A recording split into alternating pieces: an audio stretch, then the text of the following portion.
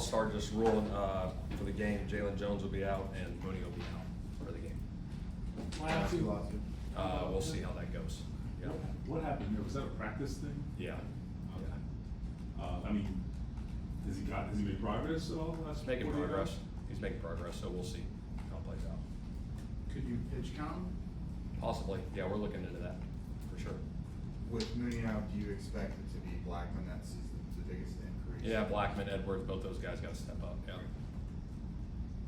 What's been your impression? I think we asked him when he made the roster with Jonathan Edwards, just your impression of him. I've been really pleased with him. Obviously an undrafted free agent. Anytime you're an undrafted free agent and you make the football team, make the 53-man roster, I think it says a lot.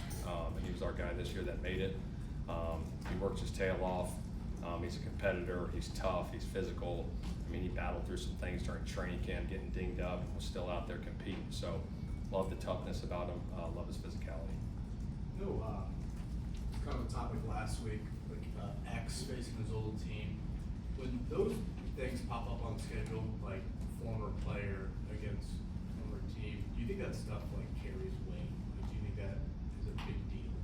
Probably for that player, I would imagine so. Anytime you're going up against your former team, I think it does add a little more for that player. I can't speak for him, but I think most players probably feel that way. What about like intel internally? Yeah, I think that's huge. That's big. Anytime, someone's on another team that's been somewhere else, yeah, that's so big.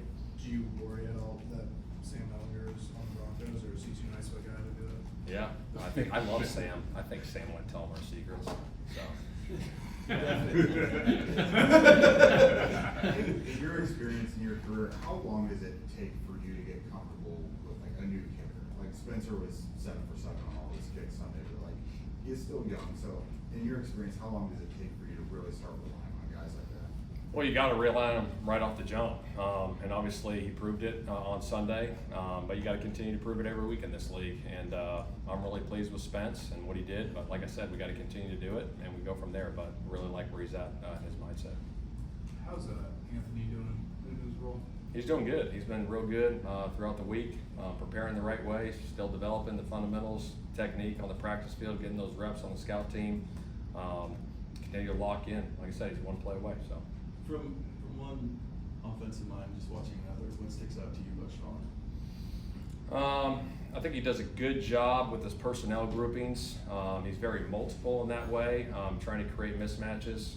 He does a lot of different things, movement stuff, drop back, play action. He's got it all, the zone read stuff. He's been doing it at a high level for a long time, not a lot of success in this league. So a lot of respect there for him. And what he's been able to do. So it'll be a hell of a challenge for us on Sunday, but we're looking forward to the challenge. What goes into the decision to take the ball and start the game? I think we actually in the past, but when did you wake up, I don't know, today, you're like, we're taking Sometimes, yeah, feel. A little bit of it's feel going into the game. Obviously with the new kickoff rule, and obviously teams are returning, but I don't know what the starting drive position was last week, but it's probably around, the 33-yard line, I would imagine, somewhere in there.